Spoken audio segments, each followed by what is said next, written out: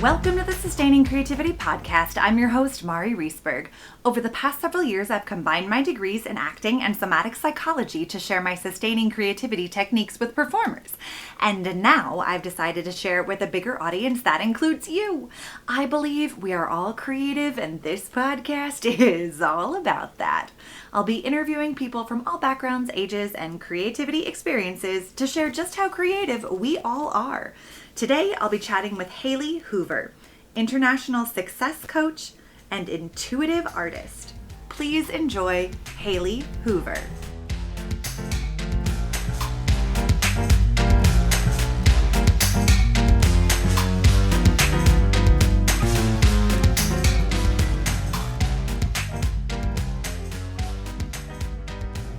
Welcome to the Sustaining Creativity Podcast. Today, I am here with Haley Hoover. I am super excited to chat about creativity. She is an international success coach and intuitive artist. Welcome to the podcast. Yay, thank you so much. I am so thrilled to be here and so excited to talk to you about creativity today. Yay, me too. I'm sure we're going to have a fantastic conversation if our little pre-chat was any indication. But before we get there, why don't you let our listeners know a little bit more about who you are and what you do? Absolutely. So as you said, success coach and intuitive artist. They sound separate, but they actually get blended together quite a bit. What I have found over the years is my intuitive art practice, which is basically showing up to the canvas and letting whatever color speaks to me come out or whatever shape appears come out. It's really been a great tool for me to practice going with the flow, trusting my intuition, just being present, right? Not focusing so much on the outcome. And so that's been like a hobby of mine for as long as I can remember. And as I began life coaching and success coaching, especially I specifically work with entrepreneurs, I started to see, we need to practice going with the flow, not overthinking. And so that has led to me using a lot of intuitive art techniques with my clients and in my workshops. And I don't want to jump too far into the conversation, but it is fascinating what comes up for people around creativity blocks and just like watching people's faces when you're like, grab a Sharpie and scribble. And they're like, wait, am I going to mess it up? What do you mean? What kind of scribble do you want? How big? We have so much conditioning around follow the rules, go and step by step and don't step outside the box. And that's what is holding us back as a society. So I'm excited to talk more. I'm like, okay, pump the brakes. Me too. Oh my gosh, I'm so excited. So being an intuitive artist, talking about creativity blocks, all of these juicy pieces, I'm so curious, how did you get into using your intuition with your art? I love that question. That's a great question. Well, let's go back to, I took some art classes in college, like really amazing. Here's the color wheel, oil painting. I made this awesome painting that took me 6 months to do.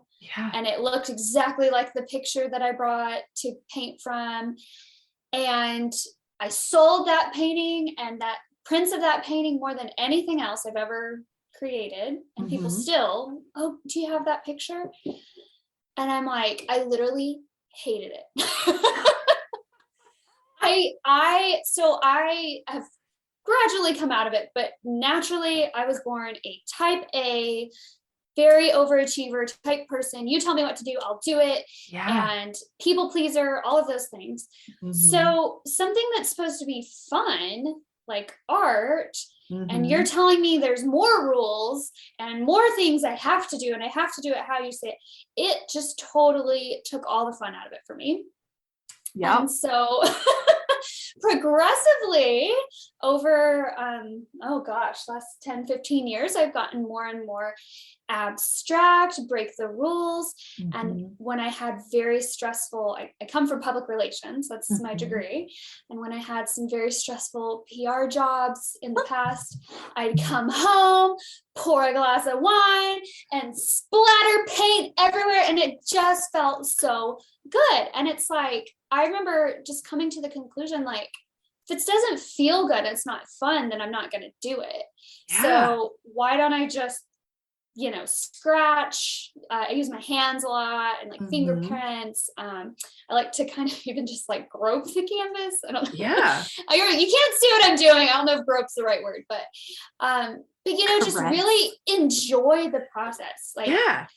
And so, then I was doing this, and then I found out there's like a literal world out there called intuitive art where people practice this, and it's all about practicing following your intuition. And so I took some classes in that and kind of read some books and stuff, but it was really just expanding upon what I was already doing. So I love it. Yeah. Oh my gosh. I mean, I think intuition, supports creativity, such a beautiful marriage, intuition and creativity. And then the rest of our mind gets in our way. Yes. Says like, oh no, I shouldn't do that because that's not following the rules, or I wasn't given permission to do something outside of the normal parameters. And it can be really scary to stretch or reach outside of that comfort zone space. But I love this, permission and freedom. It sounds like being an intuitive artist offers you, and it sounds like also offers the people you work with, really giving them more tools to experience freedom and play in their life. I would say tools, and a big one, permission. Yes. Just permission to get dirty, break the rules. One of my favorite things in the middle of a workshop to do is they've painted and they're trying to be sloppy, but they're still pretty uptight. And then I tell them to rip the page. Oh my gosh. It is so freeing. Like everyone's kind of like, what? Like deer in headlights. Yeah. And then just the simple act of ripping your work and realizing like it's not that serious and it feels good. It's amazing to see like, and just hear like the responses of people like, oh my gosh, I haven't just ripped paper since I was 5. And this is so liberating. Right. Yeah. That transformation of like, ooh, this is a whole new experience. Oh my gosh, I love all of that. Yeah. But when you think of creativity, what does it mean to you to be creative? Oh, I love this. So this is what I talk about over on my podcast a lot. Yay. So I always like to say creativity is this big cloud in the sky, right? And it just pours down. Yeah. That's all it is. But if your fists are closed, like I always think of a catcher's mitt. If your fists are closed, you can't catch a ball. So if your mind and body is closed off to receiving creativity, you're not going to receive it. But if you relax your mind and your body and you open up, that cloud can rain down and you can catch whatever it throws at you. Like even as we're talking, I'm writing notes because these ideas are popping into my head. So it's all about just receiving and just being open. I mean, I'm sure you've talked about this plenty on your podcast, but I don't believe that creativity is for certain people. We're all born with it. It is a muscle that can be strengthened just like any other muscle in your body. And so it's just simply, like you said, relaxing your mind and allowing that part of you to just trust and be open and let that, whatever it is, like let it flow through you. No one knows. You can't say where ideas come from. You don't know how'd you get the idea for that painting? Well, I don't know. It just happened. So it's just letting things flow through you and just trusting, not trying to control it the whole time. Right. It also sounds like you are open to hearing the creative images or words or ideas that come through. Because I think many people feel open to receiving, but they struggle to actually hear what it is or listen to it before you can trust that. It's that trusting piece, but also like actually listening to it and not discounting it in the moment when it comes to you. Yes, I like to talk about creativity killers. Ooh, tell me, what are they? It sounds like those blocks to creativity. Yeah. Yeah. So overthinking. Yeah. Judgment. Whether you're judging yourself or you're afraid what someone else is going to think when you're done. Perfectionism is a juicy one. Yeah. And there's a few more that aren't coming to mind right now, but all of those, I see a lot of people, you know, it's like, oh, I have this great idea for my business or a book or blah, blah, blah. But someone's already done it. You know, you're judging yourself before you get started, or you're overthinking it before you get started. And that again is like, if you're thinking of a catcher's mitt to receive the creativity, it's like you're closing your fist, turning it off. So when you come across people who close themselves off to creativity or have their creativity killers, so to speak, activated, how do you support people to face these creative challenges and move through them? Well, my number one little like quick tip is to get out of your head and into your body. I love it. You're speaking my language. Oh, good. Keep going. Because you think about it, overthinking, perfectionism, judgment, all of that's coming from the mind. Yeah. Specifically the ego part of the mind, not the juicy creative part of the mind, which is a different part of the brain, but the logic side of the brain. Yeah. So what we've got to do, we live in a society that very much tips the scale towards logic and under emphasizes or respects creativity. The other, this whole other part of your brain. And so to get out of that leaning so heavily into the logic, we need to lean into our body. And so I like to say, go for a walk, do jumping jacks. One of my favorites is just stand up from your desk and just wiggle your hips. Nice. Your hips hold a lot of creativity. If you work from home, which many of us do now, I like to just throw on Selena, the original Selena, not the new one, or Beyonce or Nicki Minaj or whatever, and just like shake your hips, twerk, do whatever, and just move some energy around. Even my boyfriend, you know, he'll lift weights in the middle of the day. But whenever you're doing something physical, your mind has to relax because you're moving into the body, which is where creativity and intuition live, which is, like you said, they're a beautiful marriage. Yes. So, yeah. So that would be my quick tip for people who are, you know, in the moment struggling with those things. Yeah. Beyond that, it's a journey, right? It's a journey. Yeah. What about for yourself when you find yourself kind of bumping up against your own creative blocks or creative challenges? How do you face creative challenges in your own life? Absolutely, like immediately go for a walk. Yeah. All right. Like even, you know, it could be middle of the workday or end of the workday. I walk every day, but there comes to a point when I'm working on a project when I can feel my, so to speak, my fists closing because I'm just need to get it perfect or this or that, and I'm starting to force it rather than let it flow. Yeah. And that's when I shut the laptop and I go outside, like immediately. Nice. I mean, it sounds like you have such great awareness of those body signals when it says, oh, we're closing in on perfection. You know, these are those signs are coming up and you're like, I'm going to pause that right there and go change it. Yeah. Yes. Yeah. And so like for someone who's just starting to be aware of those signals, I mean, just paying attention whenever you're getting frustrated, that's a big red flashing neon sign. I always use a GIF in my presentations of a guy who's like leaning forward at his desk and he's rubbing his temples like he has a headache. Yeah. Big red sign. And then also just being mindful throughout the day of your body. Like I could be like washing dishes and suddenly I'm like, why are my shoulders up to my ears tensed? Right. You know what I mean? Oh, because I was thinking about that thing I need to quit thinking about and let it go. So I think it's just kind of noticing when there's a big shift from being in flow and having fun and creative ideas are flowing and pouring through you to, okay, now I'm frustrated. Now I'm burnout, angry, any of those negative emotions. That's your sign to go take a walk. Go take a walk. I love it. I am a big walker as well. I do a lot of walking also. Yeah.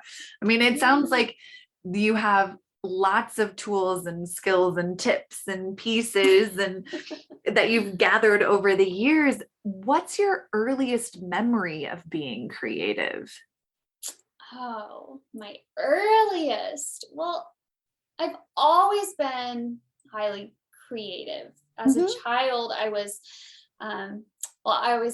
second grade when it was career day. What do you want to be when you grow up?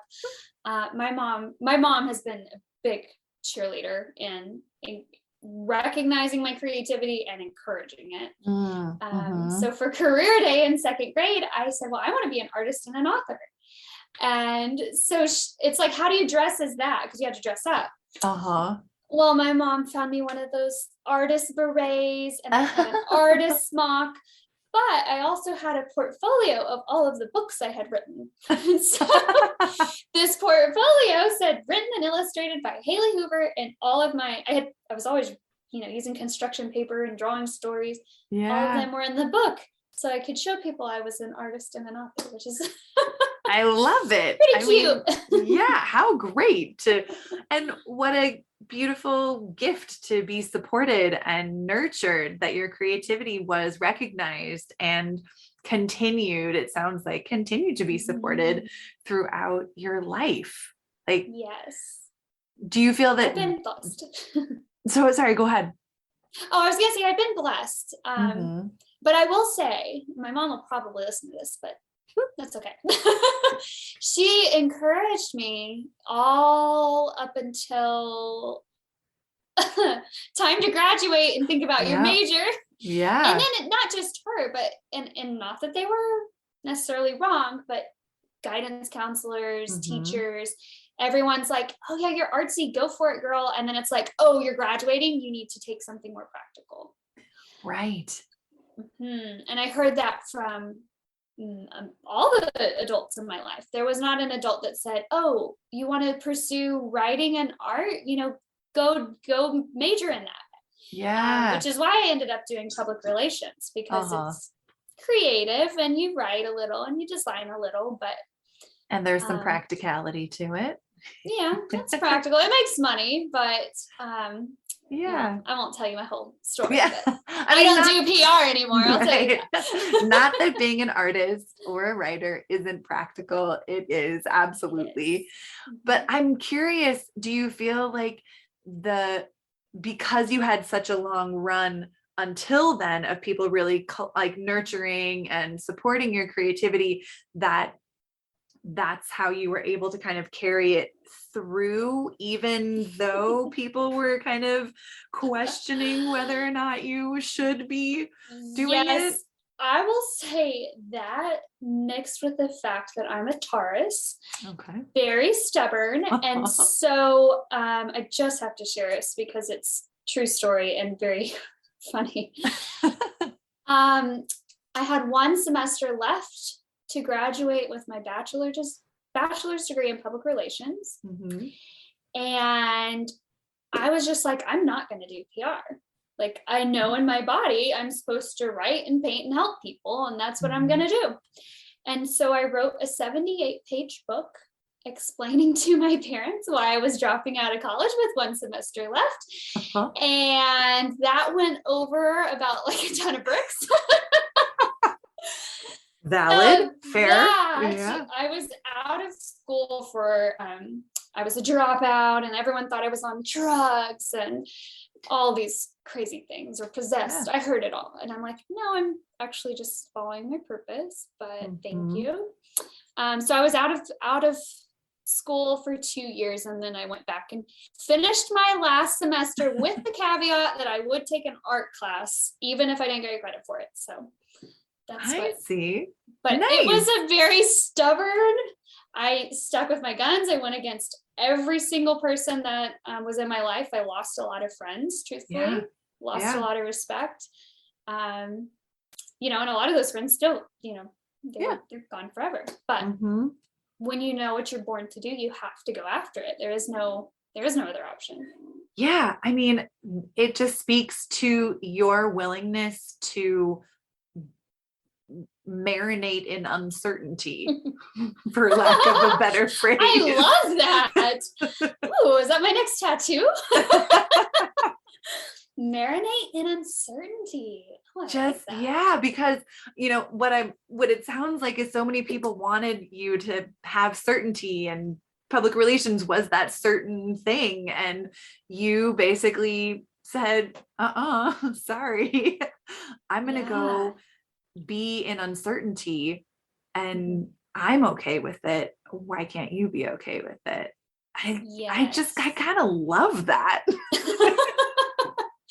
Well, I think it points back to this image we keep bringing up with the marriage of creativity and intuition, because the two are so intertwined. And especially like in my story, it's such a great example of, no, I did not have a scholarship to pursue blogging, or, there was no here's a logical next step in pursuing your purpose. It was just I remember telling people over and over again, and I was like, I just know. I know in my bones, this is what I'm going to be doing with my life, not PR. So I'm doing it. And you know what I mean? And from that place, of just trusting, again, you go back to creativity. When you're open, you're going to receive information from your body, which is intuition. And you're also going to allow creativity to run through you. So. Yeah. You talk about trust a lot, and I'm really curious, where did you learn to trust yourself so much? I don't know. I'd probably go back to my mom also, because she is very big on confidence. She was a school principal. Okay. So that just to paint a picture, not to make this all about my mom, but I remember she had all these posters in her office about how to encourage a child and support a child. And I was actually really shy and really to myself, nose in a book. And anyone who knows me now is like, oh gosh, that's not you at all. Because my mom continuously pushed me out of my comfort zone, made me try out for, I remember cheerleader. I did not want to be a cheerleader. And I got all my friends and my mom pushed me into it. And then it turned out I was obsessed with cheerleading, got all these awards. It really busted me out of my shell, more importantly. Yeah. And I think just having that confidence, which is what I help a lot of people with too now, is just having that confidence to say well, I'm trusting my body, I'm trusting my inner knowing, trusting my faith or intuition, whatever you want to call it. I mean, it's a muscle for sure. Yeah. I guess I'm struck because so many people struggle with trusting themselves, particularly around creativity. And how do you know you trust yourself? What does it feel like when you trust yourself? What happens to your sense of trust when you get into relationship with someone else? Do you lose it? Do you wait for them to trust you to give you the information? So it's just so fascinating that you have, developed this trusting muscle so strongly. And I'll say too, I point back to the art helping me with that muscle. When I dropped out of school, I was starting to paint again. I dropped painting for a while, and I was like, oh, this is something I need to be doing. And then even I would say the chaos years, I was in and out of PR jobs trying to pursue this purpose, but not sure. Every time I'd go back to the canvas, it is practicing trust, especially when you're doing intuitive art. You don't know what is this going to be at the end? I don't know, but I need to just throw some pink on, then maybe I'll respond with some orange or green or whatever and see what happens. Nice. Yeah. I mean, It's an really, exercise. it is an exercise Yeah. and a practice. I also keep hearing kind of that practice, that mindfulness, trust, intuition piece that is all about the present moment, not about the past, not about the future, right here, right now. Yeah. Yeah. What are some tips you might have for someone who is, looking to have more present moment experiences with their creativity? Good question. I think I would start by, I think people go, oh, creativity, I need to buy a bunch of expensive paints and a huge canvas and and it's really like most of my workshops start really simple with, okay, grab a piece of printer paper or an old newspaper out of the trash or whatever. Preferably a piece of paper out of the trash, so there's already marks on it, you can't mess it up, it's not a blank canvas. And then grab a Sharpie and scribble. Great. It's as simple as that alone, grabbing a Sharpie and scribbling on a scrap piece of paper is giving yourself permission to be messy, to do something without having a end goal in mind. You're not like, right. We're so like, as logic Western civilized humans, everything has to make sense and it has to be part of the plan, and life isn't really like that. Like, true story, life is not an A to Z plan. I wish it was. I used to think it was, but it's not. Yeah. So it's just practicing trust, practicing being sloppy, practicing also the fact that, okay, I can just throw this away. We get so caught up in I don't want this piece of art to like be messed up, or like I don't want to make a mistake, and like and we get all these little stops, and it's like, scribble, tear it, throw it away, do it again. Right. It doesn't have to be a masterpiece. Not supposed to be a masterpiece. Right. Yeah. Right. No art project should ever start with the expectation of being a masterpiece. Like that just gives me the sweats just thinking about it. Like, oh, it's stressful. Yeah, that anticipation of will it, won't it? It keeps you from starting. Right. Like when we project into the future that it has to be this amazing thing. But I think so many people in today's world, it's all so pretty or perfect or filtered or disguised as masterpieces. And the truth, Mari, I don't believe that anything is perfect. Awesome. It's not even a real word. It's not a real thing. Nothing anywhere on this earth is perfect. That is true. So why do we aspire to that? It's real. It's not real. Such a great question. Why do we aspire to perfection or someone else's idea of perfection? Because what I view as perfect and beautiful is different than what you view as perfect and beautiful, and what I see or hear or smell. I love it when it comes to smells, because that I think just highlights so many things, how different people are, of like the smell that is really comforting or warm, and then someone else will smell the exact same thing and be like, oh, that is terrible. I never thought of that. That's true though. Yeah. Or taste as well. Exactly. This is the perfect pumpkin pie, and someone else is like, ugh, no. Right. Yeah. So ideas of perfection are, it's based on our opinion. We're all allowed to have opinions.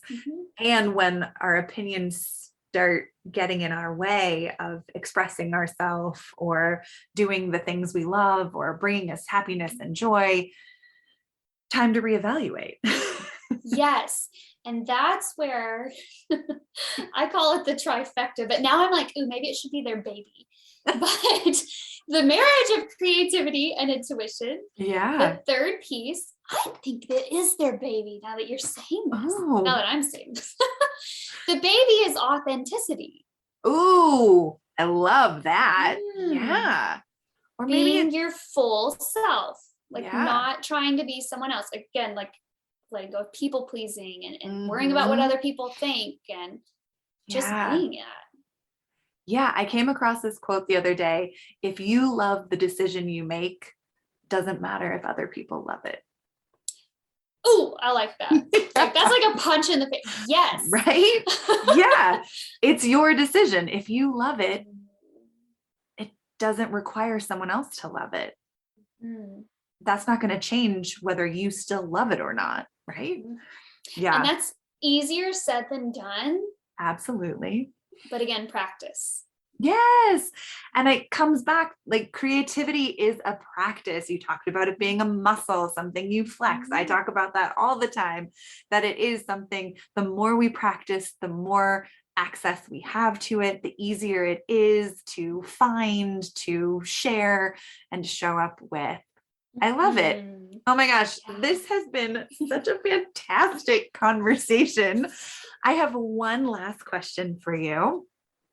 What does it feel like in your body to be creative? Oh, yes. I love that feeling.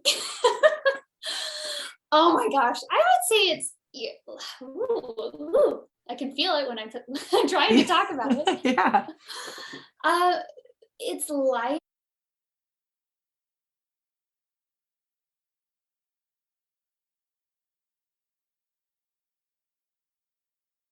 being used by the flow, whether you call it God or that's why I go back to the cloud in the sky, whatever it is where creativity comes through, like just being, it's almost just like complete surrender of just something else is leading me and I'm just going with it and having fun.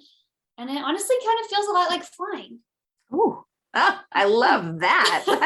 That was an amazing description, because I felt as you were describing it, I had a visceral sense of what that experience was. It felt really sparkly to me when you talked about like on your skin, like all the sparkles. I love it. Well, if people want to learn more about your art and all of the things that you do, how could they go about doing that?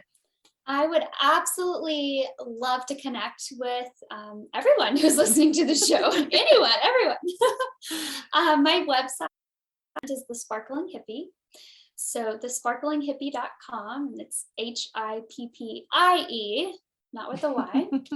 I'm on Instagram under @the Sparkling Hippie, and I would love to just like, if you want to just DM or use my contact form on my website and just let me know that you listened to this podcast and how you found us, and what came up for you. I'd really love to know as a listener, what was your biggest takeaway from this conversation?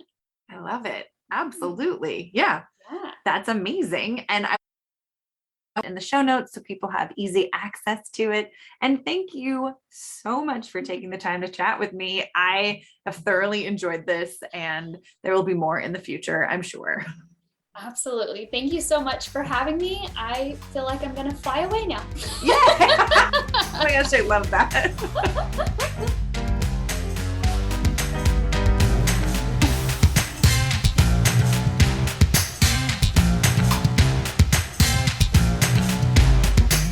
Thanks for listening to the Sustaining Creativity Podcast. We'd love to keep in touch, so follow us on Facebook and Instagram. We are @Sustaining Creativity. Make sure to subscribe to the podcast wherever you listen to podcasts. Tag your friends and family so they can listen too. We love to hear from you, so leave your reviews, comments, and questions. Check out our website, sustainingcreativity.com, for upcoming offerings and creativity coaching. Tune in Tuesdays for our next episode. And remember, with creativity, anything's possible.